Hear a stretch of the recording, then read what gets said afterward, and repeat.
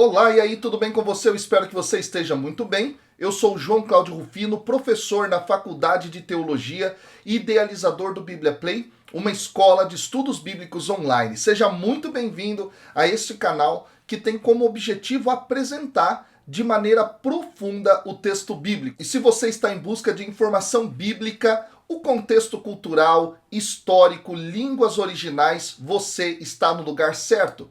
E o texto que nós vamos estudar no dia de hoje é tirado de Lucas capítulo 6, versículos de 1 a 5. É o momento no qual Jesus é confrontado pelos fariseus num dia de sábado e ao final ele diz: "O Filho do Homem é o Senhor do sábado". O que isso significa? Antes de nós estudarmos com detalhes essa perícope espetacular, eu quero pedir que você curta, compartilhe e comente aqui embaixo. Diz para mim como é para você estudar a Bíblia dessa forma profunda, de onde é que você está me assistindo, isso é muito legal.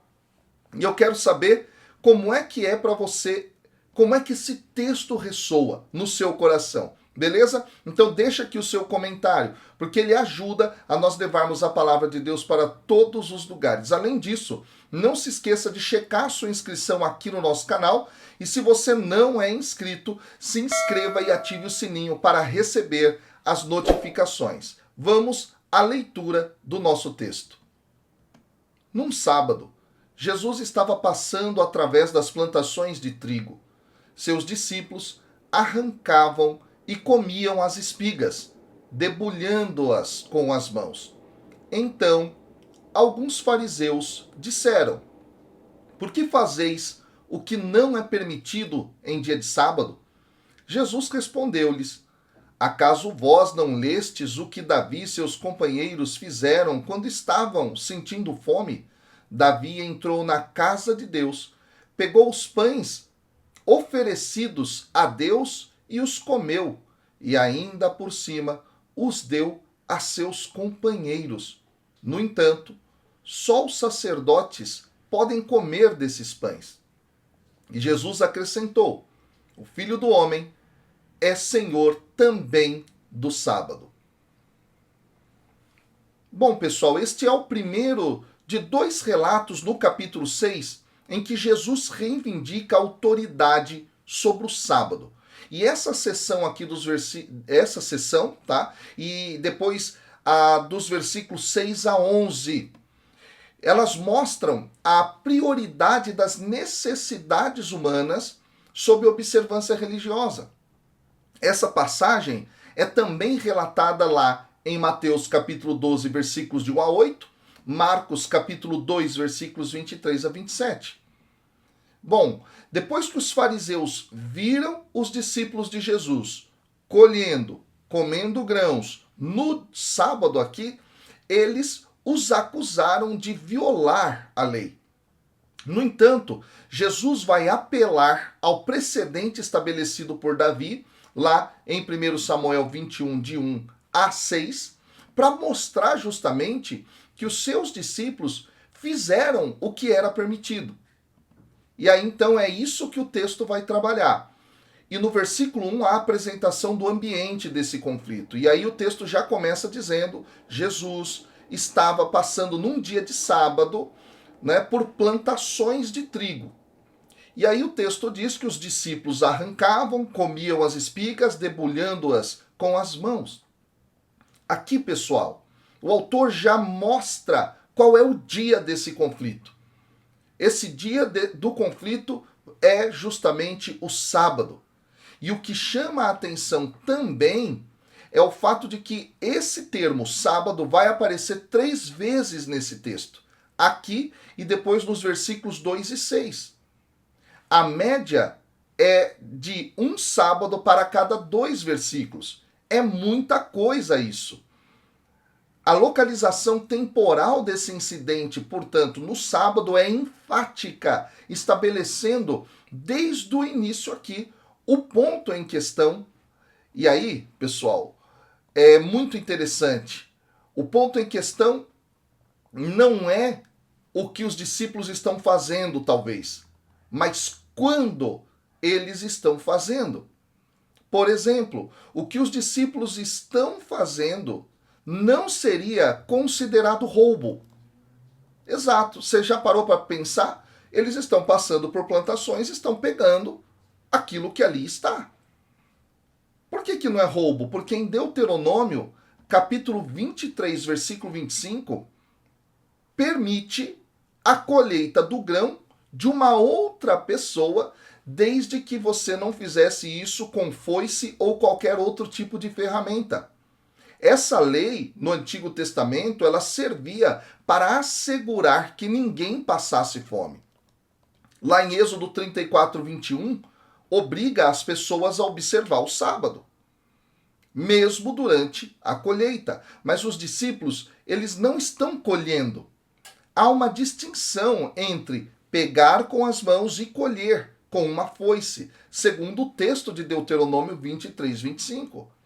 Só mais tarde, pessoal, a tradição dos escribas é que interpretou pegar com as mãos como uma forma de colheita. E, de fato, de acordo com essa interpretação em desenvolvimento, os discípulos eram culpados não apenas por colher, mas também por debulhar ou joerar de alguma forma. E talvez até mesmo moer, como o texto pode apontar.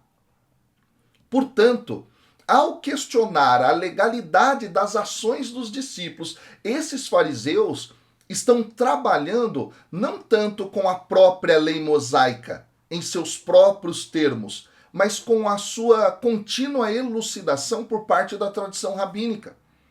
Aliás, o Talmud, que é um livro que contém a Mishnah, que é a lei oral dos judeus e guarda as discussões rabínicas ao longo do tempo, considera culpável colher e moer milho ou trigo. E há um detalhe interessante no texto do Talmud aqui, que afirma justamente que a culpa fica mais pesada quando a quantidade ultrapassa o tamanho de um peso, né? Ou o tamanho ou um peso de um figo seco. Isso está lá no Shabat, na página 70b. É muito interessante isso. E diante dessa informação aqui, os fariseus eles convidam a uma discussão sobre a legitimidade daquilo que está colocado, de alguma maneira, na sua interpretação. Tá? Eles se basearam aqui para chegar nesse confronto a essas normas que eram, na época, amplamente aceitas. Agora, por não seguirem essas normas, os discípulos de Jesus, eles se apresentaram como estranhos aqui. Como antes, Lucas se refere a alguns dos fariseus, recusando-se a tratar os fariseus como se todos compartilhassem dessa mesma resposta padrão aqui em relação ao tema. Esse dado é muito interessante, porque quando a gente olha para o paralelo nos outros textos sinóticos, aparecem os fariseus, absolutizando aqui alguns fariseus. Então Lucas, ele mostra que era ainda um tema em discussão. Ok? Esse dado é muito interessante. A lei permitia colher grãos no campo de uma outra pessoa, mas nenhum instrumento podia ser usado. Esse que é o ponto da Torá. Agora, a tradição dos fariseus reinterpreta isso, como eu mostrei para vocês lá com o texto do Talmud. Só um detalhe aqui importante é que o Talmud, pessoal, é um texto que nasce depois, tá? A Mishnah, que era a lei oral, ela é escrita em 200 depois de Cristo, mas ela circulava naquela época, tá bom? Esse é o dado que é muito importante deixar claro aqui. Aí vem o versículo 2. Alguns fariseus disseram, então, né, por que fazeis o que não é permitido no dia de sábado? Lucas, então aqui, ó, ele vai trabalhar a ideia que não é absolutizando, não são todos, tá bom? Não são todos. Esse dado é muito interessante. Agora, quando a gente continua olhando o tema, o descanso sabático, pessoal, era uma grande preocupação para os judeus, sobretudo para aqueles que eram piedosos, religiosos. A ordem de santificar o sábado, ela aparece em Êxodo 20, versículo de 8 a 11, Deuteronômio 5, de 12 a 15. Essa ordem era como a ordem de honrar os pais. Uma ordem positiva, ao invés de uma ordem negativa. Por exemplo, não matarás. Aqui é uma ordem positiva. E os rabinos judeus, eles de fato entendiam que haviam leis mais importantes e por isso, num texto rabínico chamado Pirkei Avot, logo nos primeiros momentos dele, é dito para se colocar uma cerca ao redor da Torá, justamente como uma metáfora desse processo de proteger os princípios que são fundamentais na Torá. E aqui a questão do sábado é um desses princípios, tá? Bom, sobre a questão do que se podia ou não em dia de sábado, o mais difícil era determinar o que se constituía como trabalho, ao invés de descanso, tá? Assim, embora o que os discípulos fizessem não fosse roubar, novamente eu repito aqui, a ação dos discípulos era explicitamente permitida por Deuteronômio 23, 25, foi aos olhos dos fariseus uma quebra de uma das 40 categorias de atividades determinadas como trabalho na tradição dos fariseus. A gente encontra isso lá no Shabat, no número 7, no verso 2, que é um tratado da Mishnah, ok? E que está também registrado no Talmud. Aí vem o versículo 3. Jesus então responde: acaso não lestes o que Davi e os seus companheiros fizeram quando eles estavam sentindo fome? Aqui eu quero só trazer um detalhe. Os verbos que mostram as ações de Jesus e dos seus discípulos no meio das plantações, arrancar com a mão, debulhar e comer, denota fome. Então Jesus aqui está retomando o dado. E aí no versículo 4 ele diz então, Davi entrou lá na casa de Deus, pegou os pães que eram oferecidos, comeu, ainda por cima deu para seus companheiros, e esses pães eram só permitidos aos sacerdotes comerem. Tá? Esse dado é muito interessante aqui. E aí a resposta de Jesus então se refere àquilo que está narrado em 1 Samuel, capítulo 20, versículos de 1 a 6. E nessa passagem, Davi faz algo ilegal. Faz algo legal quando ele e os seus companheiros comem o pão da presença, ou também conhecido como pão da proposição, que está presente lá em Levítico 24, versículos de 5 a 9. E aí, pessoal, embora essa história do Antigo Testamento não tenha ocorrido no sábado, Jesus a usa para mostrar que é permitido relativizar a regra com o propósito de atender às necessidades humanas. Essa mesma temática, ela aparece em Marcos 2:27. Jesus também chama a atenção para a autoridade de Davi na narrativa, justamente para demonstrar sua própria autoridade como filho do homem. E aí vem o versículo 5. Jesus acrescentou: o filho do homem é senhor também do sábado. Bom, Davi possuía autoridade para anular a lei, para cumprir sua missão. Mas a autoridade de Jesus é ainda maior, maior do que a de Davi. Como filho do homem, Jesus tem autoridade única para interpretar os assuntos da lei, como o tema de guardar o sábado. E aqui, pessoal, há um detalhe muito interessante. O que está em jogo é o legalismo que é colocado contra a vida muitas vezes. Imagina, eles estavam com fome, não podiam comer, eles tinham que morrer.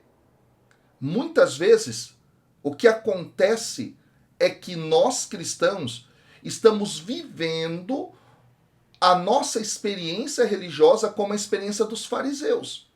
Ou seja, nós estamos simples e puramente pegando, ouça bem isso que é fundamental, pegando a lei e colocando acima da vida. O que Jesus está dizendo? A vida precisa estar acima da lei. Pela lei, muitas vezes a gente exclui, a gente mata. Pela regra, a gente coloca pessoas para fora. Então precisa prestar muita atenção nisso. E esse é o grande ensinamento desse evangelho. Shabat, o nome hebraico para sábado, significa descanso. Descanso. Um dia para você descansar com a sua família, retomar o seu dia a dia com fôlego e para adorar a Deus. Entretanto, ele estava sendo utilizado como morte. Pensa nisso. Será que você tem usado a lei para excluir pessoas? Que Deus te abençoe. Estamos juntos. Até o próximo vídeo. Valeu!